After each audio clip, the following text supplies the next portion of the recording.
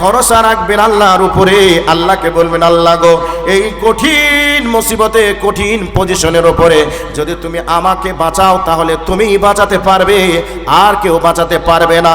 যদি আল্লাহর উপরে ভরসা রাখেন আর আল্লাহ যদি আপনার হায়াত লিখে রেখে দেয়, তাহলে পৃথিবীর কোনো মায়ের বেটা নেই আপনার একটা চুলকে হিলাতে পারে। আল্লাহ রাব্বুল আলামিন বলেন, বান্দারে ওয়া আলা রাব্বিহিম ইয়াতাওয়াক্কালুন, তোমরা কেবলমাত্র ভরসা আমারই উপরে রাখবে। এবার আপনাদেরকে এতক্ষণ ধরে কিছু কথা বললাম, এবার একটা ঘটনায় চলে যাই। হযরত বিশ্বনবী জনাবে মুহাম্মদুর রাসূলুল্লাহ সাল্লাল্লাহু আলাইহি ওয়াসাল্লাম যেদিন মক্কা থেকে মদিনায় হিজরত করলেন, এই ঘটনা কে বা না জানে, সবাই জানে, তারপরে স্মরণ করিয়ে দেওয়ার জন্য বলছি।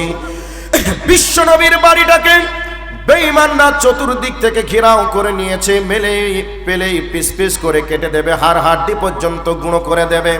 এমতো অবস্থায় আল্লাহর নবীর কাছে জিবরাইল এসে বলছেন, আসসালামু আলাইকা ইয়া রাসূলুল্লাহ, হে আল্লাহর নবী আপনি সালাম গ্রহণ করুন। অবস্থা বড় ভয়াবহ, আপনার বাড়িটা চতুর্দিক থেকে বেঈমানরা ঘেরাও করে নিয়েছে, পেলেই মেরে দেবে। এই অবস্থায় 1 মিনিট দেরি করা যাবে না, তাড়াতাড়ি করে আপনি। লোকটা এই যে 9টা তাবিজ দান করেছে, এই বরজাহান ওর খালার জন্য। মাশাআল্লাহ, 9টা তাবিজ সোনার তাবিজ। এই চাবিটা কেন দিচ্ছেন? এই চাবিটা কার? কি নাম বললেন? বরজাহান পাঠালো ওর খালার জন্য আর কি। বরজাহান ওনার নাম, ওনার গ্রামের নাম কি?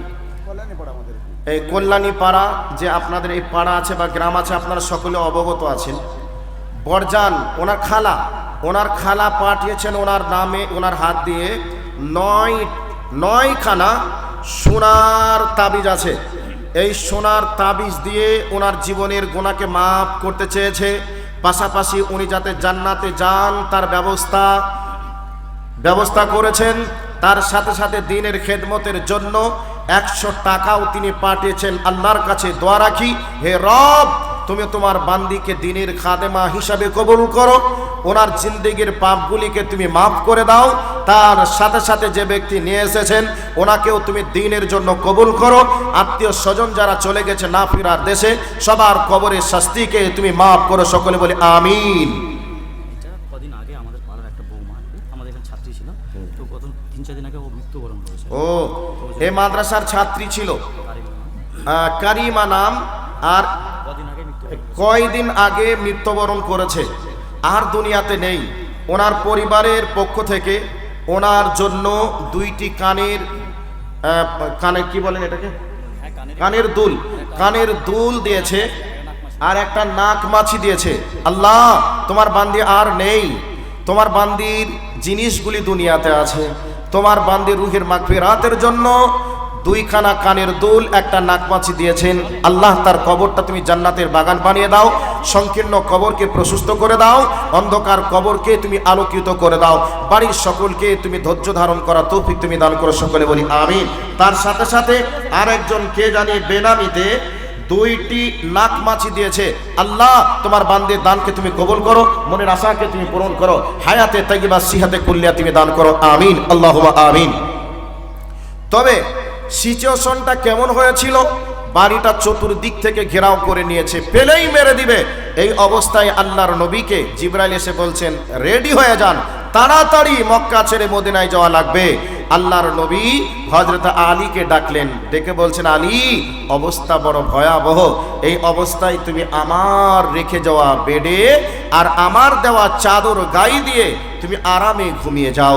আচ্ছা বলুন তো, আমাকে শত্রুপক্ষ খুঁজছে, পেলেই মেরে দিবে, এই অবস্থায় আমার বেডে বা আমার বিছানাতে আমার ভাইকে যদি শুতে বলি বা ঘুমাতে বলি, আমার ভাই কি সহজে ওই বিছানায় ঘুমাতে পারবে?